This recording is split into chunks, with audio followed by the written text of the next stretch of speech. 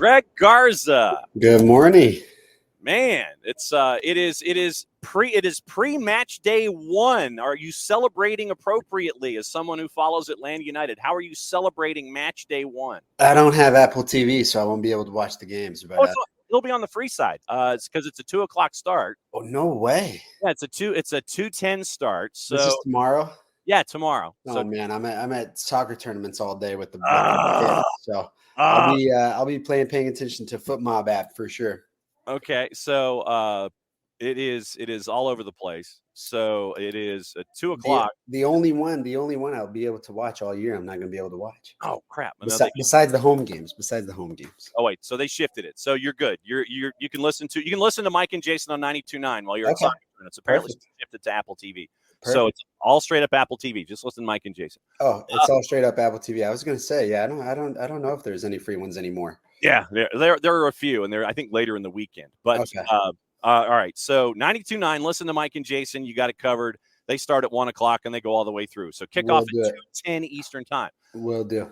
When it came to when you were getting ready as a player, getting ready for that first match day of the new season, what was the anticipation like for you? How did you, I guess, stay jazzed and stay under control and be as ready as you could getting ready for match day one?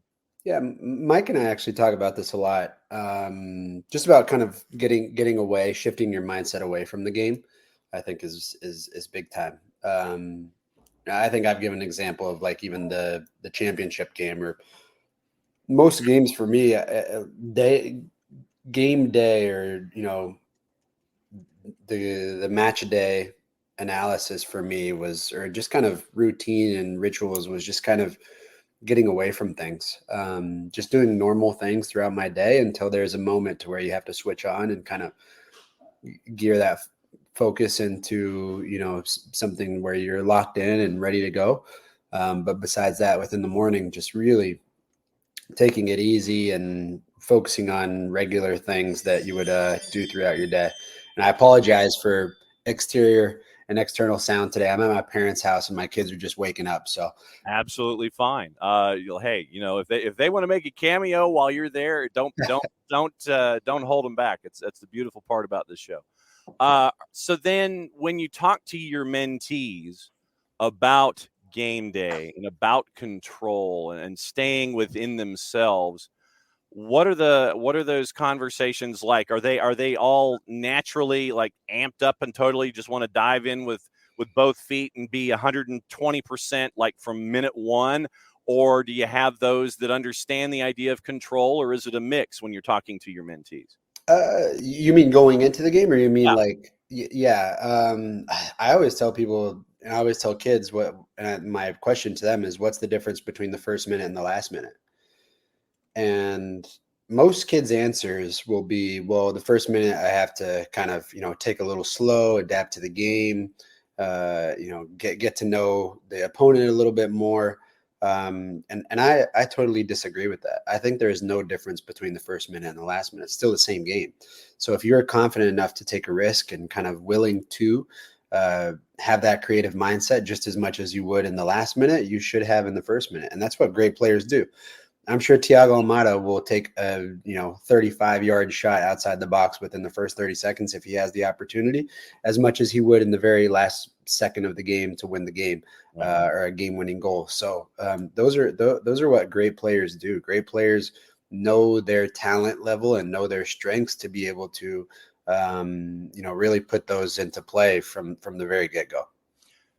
And how long did it take you to understand that message that you are now presenting about there being no difference in treating each minute equally, whether it's 1:37, 72, or 90?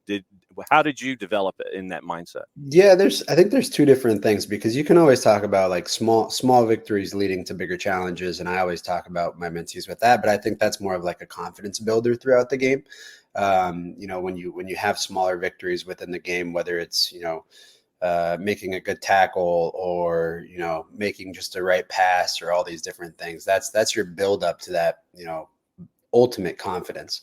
But when you go into the game, I think even for me, it was, if I had time and space within the very first minute of the game. I mean, I can recall a game playing in Chicago in 2017, and I believe I think we lost that game. I want to say 3-1 maybe. But I think that was one of the few games that we lost. I don't know how we lost against Chicago that year though, but goodness gracious. Traveling to Bridgeview is not traveling to the Loop. Yeah. But I think for or maybe it was 2-0. I think Nikolic had both goals when he won the golden, or what do they call it? Did they call it Golden Boot anymore? Yeah, Golden Boot. Yeah, we'll call it Golden Boot. Yeah, we'll call it Golden Boot. But I just recall that game from the very get-go. I had time and space within the first minute, and I made a cross to Yamil Assad, an early cross, and I think Yamil had a tap in, and he should have scored it. But that was the first minute of the game, right? And that's the kind of mindset that you have to go into. And I'm sure I could probably recall a lot of other games to where it's very similar, but I knew my biggest asset within my game was if I had time and space and I could whip in a wicked cross, then why not, right? That's what you trained all week for. That's what you do bring to the table. That's what you contribute to. And if you're able to show that in the very beginning, then hooray for you, right? Kudos to you to be able to have that mindset. So I think it's really important for kids to know that. When it comes to this will be the Atlanta United question. I won't save it to the end. When you look at Atlanta United this year, what do you think? I think the Eastern Conference is crazy first and foremost. Yeah. This is it's a I think what's the game that we all played in kindergarten to where you would have to I think you'd have to stick your hand in this bag and you don't know what color gem you would get. Oh, do you remember that? Yeah, because they do that on Price is Right. It's like stars. Yes. Yeah, where you go. I know which one you're talking about. Basically, this was like one of the very first computer games, and maybe somebody from the comments will remember it. But it's like you have to stick your hand and you have to get a color gem. I think you had to match certain things along the way. Right. That would be my definition of Atlanta United this year. I don't know what color gem we're gonna get. I don't know how many we're going to match up, but if we are able to, then I think you have a really good year. But it just depends on kind of matching all those gems up. I think we do have a lot of gems within the team. We have a lot of great players and a lot of great talent. But I mean, I can just look back at when I played for Atlas, right? I didn't play much because of my injury, but every single guy on our team was starting on their national team, and we had a terrible year. And I'm not saying that's going to be what Atlanta United is, but I'm just saying that when sometimes there's much more that's under the surface, of understanding the chemistry and the bonds that you have within it all. All right. So Ardell, who watches from Charleston, South Carolina, says, do you still play it all? And would you play in TST? I did pick up for a little bit. And just the body is not where it used to be. I think I can still perform. But no, I have been asked to play on a lot of different teams for TST, and there's no way. No, thank you. I like anytime I would play pickup or anything, it would be for absolute fun and not competitive whatsoever. So I'm still a very competitive person when I play baseball outside with my kids and two-hand touch and never let them beat me. But actually playing against other adults in something competitive, no, thank you. I did that way too long. No doubt. One of the things that has been a topic that you and that I've wanted to discuss here in this segment is your take on the four selves. And it's been something that we've kind of glossed into. Last time you were on, you gave the headlines, and it's one of your key distribution points, I guess, one of your key phrases and one of your key thought patterns when it comes to mentoring. And so I wanted to get the four selves finally on the table and discuss it this morning because I thought it was a really cool thing that you do and break down the four selves as a part of your whole mentoring experience. Yeah, let's do it. I have a few sessions today, and I will most likely use it on a lot of the kids. It's my favorite exercise that I think we've created, particularly for me, most definitely. And I apologize again for the dog. It's all good. But I think it was these four selves were not something that I came up with. These are something that were given to us by the U.S. Soccer head scout for youth, who was a coach of mine when I was a kid with the under 15 national team, and kind of saw me grow as a player and go through the whole entire U.S. soccer system, and then ultimately, have success there as well. But I decided to create an exercise with it, and it allows, and I think it's great for team bonding. We use it with our teams now. It allows people and players to be interactive and understand the value of each and every self, and gives them a chance to kind of really understand what these selves mean to them, and how it can apply to them. And I always tell them these 4 selves you need, and if you are going to be successful in absolutely anything that you do, and it doesn't matter whether it be soccer, it can be school, it can be anything. So first and foremost, the selves, I believe I gave them to you last time. You have self-belief, self-discipline, self-assessment, and self-regulation. Those are the 4 selves, and I always go within those that order right there. So self-belief, self-discipline, self-assessment, and self-regulation. Okay. And so I'll usually ask every player for them to paraphrase. They have to paraphrase what self-belief means without using the word belief or believe in their paraphrase. And we'll always work together. We'll always work together. 1 second, Bubba. we'll always work together, coming up with as many as we can. Or we have somebody who wants to say hi. It's all good. Bring them in. Say hi, Bubba. Hi. Hey, your dad is making me smart. Okay, go with Gingy. So anyway, so with self-belief, if I was to say having faith in myself 24/7, 365. There you go. Right. So one example there is I just even breaking it down, right? Faith in your talent. Right. And so you can take that in so many different ways, right? It's like, if there's a kid who I know might have a religious background, and I know that they're religious, right? And I can be able to build on that with that faith, right? It's like, God has given you a talent, right? And he has faith in what he's put into your body and your talent. So why wouldn't you be able to have faith in that as well? Something that I think sticks out to me is just trust in your ability, right? So having trust in your ability, that's another thing that's self-belief. You trust in the ability, right? Another thing that kids come up with, and you and I would come up with just as many as we can. Some kids say just pure confidence, right? Pure confidence. Other kids might say the ability or willingness to take risks. That's self-belief, right? When you have self-belief, you'll take risks. You can say willingness to make mistakes. Doesn't matter if you make mistakes, you still believe and have trust in your ability. You have faith in your talent, all these different things. You can build back into what it truly means. I've gotten some with some basketball players who will most likely go to a D1 school, but kids that we mentor in other sports. And it's so interesting to see what they say as well. So a basketball player, a PG, a point guard that I speak to in Atlanta, and he'll most likely go D1. But he said, whenever I have self-belief, I think of, my paraphrase is, take over. And I love that. I was like, man, that's great. And then he gave me another one. He was like, flow state. And I was like, man, that's great. Most kids don't even know what flow state means, right? And just the utmost concentration and focus that you have your blinders on. You don't hear anybody, no fans around, nothing else. You don't hear your parents, you don't hear your coach. Everything is just, you're so focused on what you have to do. And so those are just examples of just self-belief. And we'll usually come up with 10 different phrases, right? The kid and myself will come up with 10 different phrases, and I'll have them write it down, right? These are things that they're writing down just within self-belief. And then we'll move on, and then we'll go into self-discipline.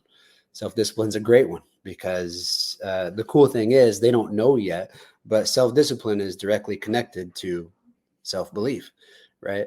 Once they come up with all these self-discipline of, creating good habits or creating routines or doing what's right, or making the right decisions, willing to do the extra, put in hard work ethic, all these different things that they come in with self-discipline. you allow them to realize, well, man, if I do all of those things throughout my week, if I do all those things at all times, then heck yeah, I should have trust in my ability. Heck yeah, I should have faith in my talent. That's the coolest thing about it, is that these kids start to realize that they're coming up with their own paraphrases of what they believe is correct within those four selves. And that's what it's all about, right? And then you can break into, self-assessment, which I love, because most kids at all ages, and even us as adults, right, we usually point the finger. And I always tell them, man, I'm guilty of this, of being, even as a pro, where after the game, I'd be like, oh my gosh, dude, like Parky had such a crap pass, man, that one play, and just like completely. And you can use their lingo, right? And kids' lingo these days is, man, Parky was trash. Parky sold the game. Parky sold, and that's kids' lingo these days. He sold it, and every single one of them would be like, oh my gosh, like you could just see it in their face. I do that all the time, right?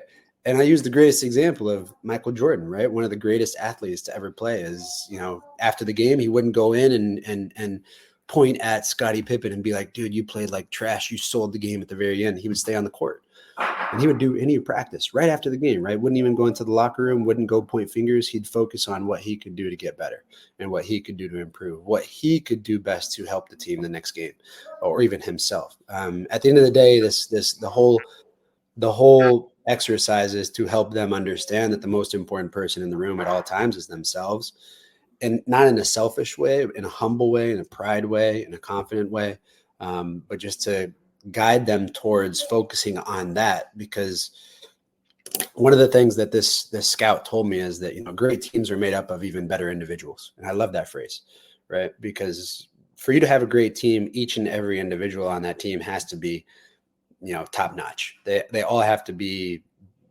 they all have to have these four selves within themselves, right? To be able to give to the team. And so I think, that's super, super important within that self-assessment as well. And then you move on to the self-regulation, and it's just helping them understand, right? What sometimes with most kids, it's just helping them understand what regulate means, right? What is regulation? What is control? What is finding a balance? What is all these different things that go within regulation? And you get so many cool and wicked answers that are that make me learn as well, because some of these kids are so smart, man. It's and sometimes I'll have my mom visiting, or I'll be here and I'll be doing the exercise, and my mom would just look at me and she'll be like, oh my God, like these kids are so smart, they're super intelligent.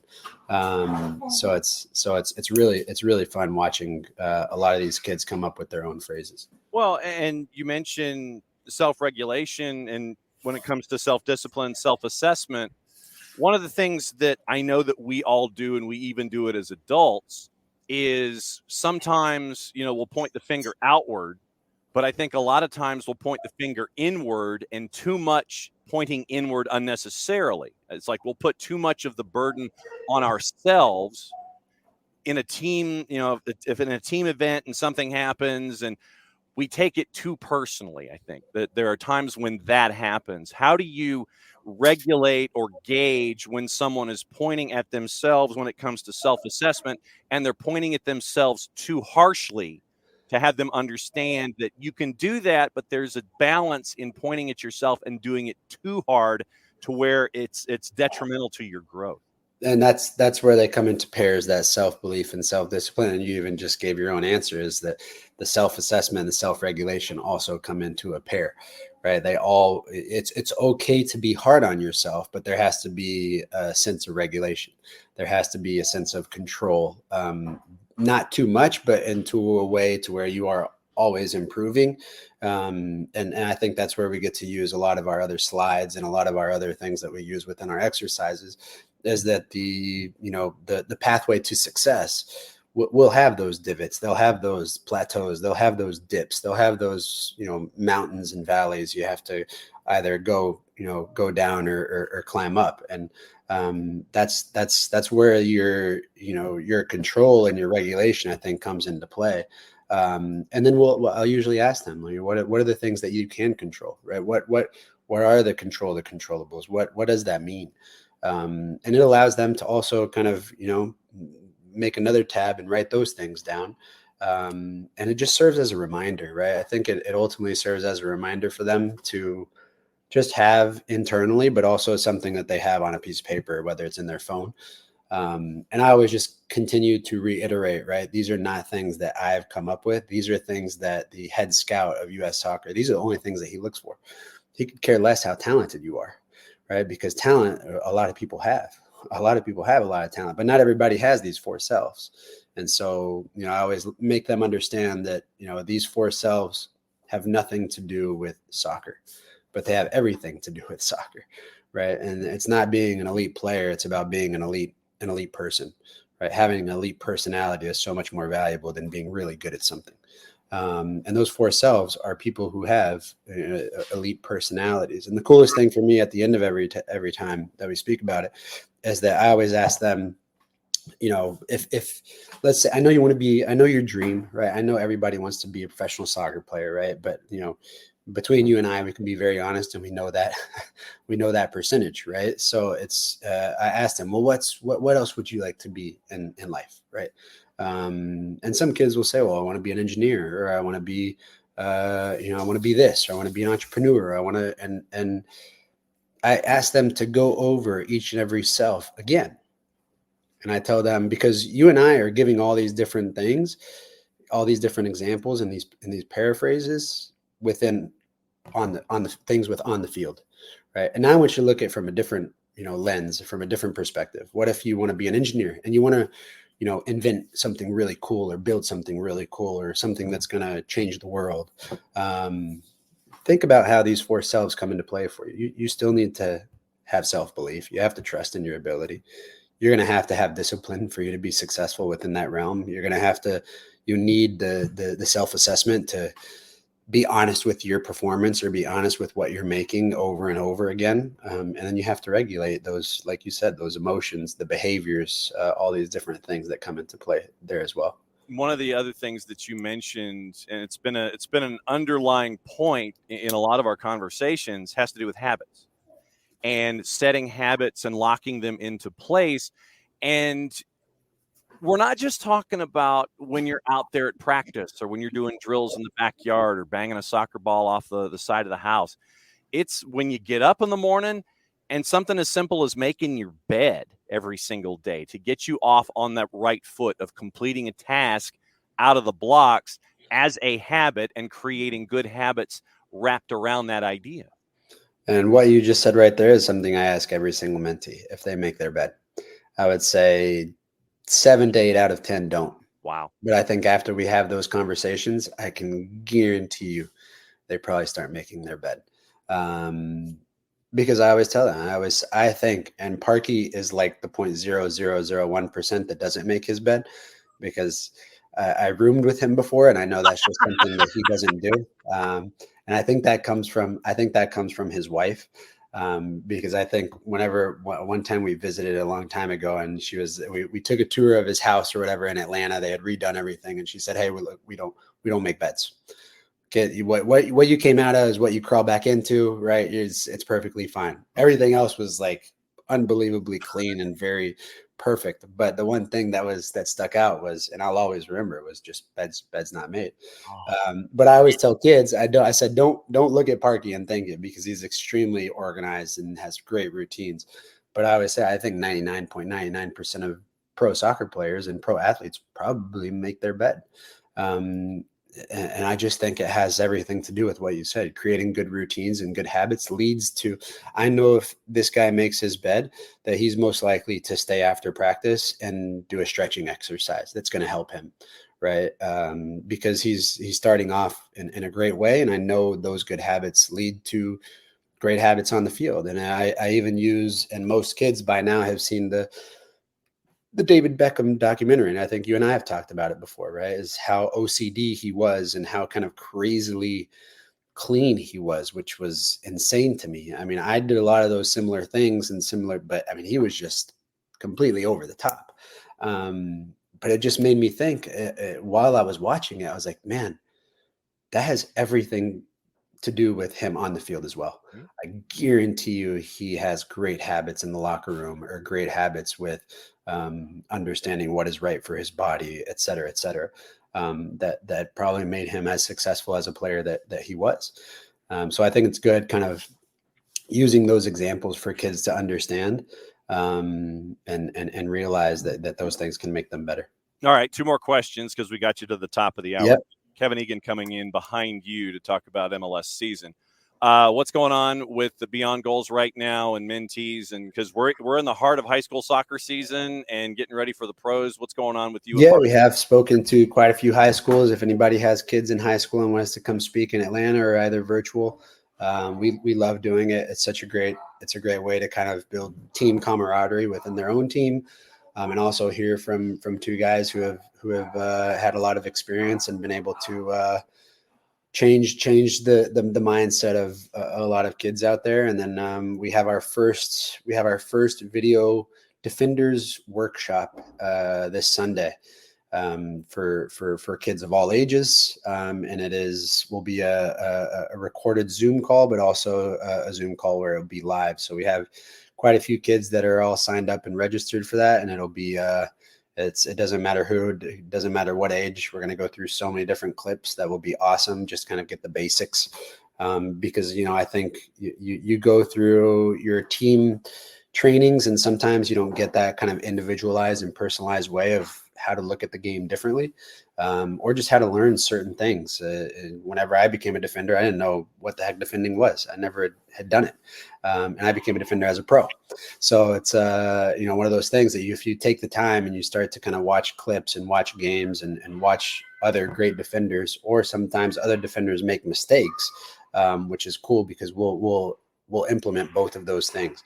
And we'll give time for some feedback with those kids. What do you think went wrong here? What do you think? And allows them to kind of build that soccer IQ. So this is a new idea that we came up with, and we'll probably do it every week.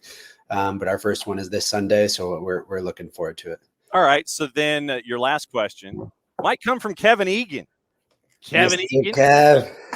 What's up, Greg? Top of the morning for you, buddy. You're too busy traveling to New York. Can do, huh? Yeah, you're already charms over there, or what? I was doing a lot of traveling right now, but I mean, you're probably already diamond medallion for 2025, huh? Yeah. That's the truth. I do value my diamond medallion status. So I'll tell you that much. How are you keeping? All as well. How about yourself, man? Yeah, good. Excited to take off to New York today, and kicking off the new role hosting MLS 360 on Apple TV. Man. So buzzing to get going with that tomorrow. Congrats, man. Congrats. Man. That's awesome stuff. I'm happy for you, man. Let's catch a game this year. Let's get to one of those Sunday Atlanta United games, please. That sounds good to me, man. I might have my kids, and I just go to the game so I can walk around with my youngest, who just appeared in the show a little earlier ago. But we probably it's so funny because I'll always go back and forth from whether it's the bathroom, get more Sour Patch or popcorn, or find Chick-fil-A. Yeah. Not on Sunday, but I always feel like the security guard, he always, I think in the very beginning, they're always like, man, this poor guy, like this guy, all he does is just take his youngest son and walk back and forth up and down the stairs. And then I think once people start taking pictures with me, he then realized, and I always tell him, dude, don't worry, man. I've seen way too many games. I'm okay with doing this, because I think he's probably thinking, man, this poor dad, he's missing the whole entire game. And he's like, look, I always tell him, look, man, I'm here for these little guys, man. These guys watch. I don't need to watch any more games, man. I'll go home and watch some baseball tonight. So it's always fun, man. Love it. Well, delighted the family are well. John, sorry, we're having our own chat here. It's apologies. All good, brother. No, it's Beyond Goals Mentoring at BG Mentoring, the Friday Free Kick with Greg, and Greg is going to go now have breakfast with the family because he's we had early morning donuts this morning, man. So we're good. Parental units. All right, Greg, we'll catch up with you in a couple of weeks. Be well, my friend. Okay, you guys. Cheers, Greg. See you later, bud. Greg Garza. He's saying 9:30. It's either you come on, and it's either Garza or Parkey on an alternating week basis. We talk about everything going on with Beyond Goals Mentoring, and get to catch up with them. And it was a great conversation this morning.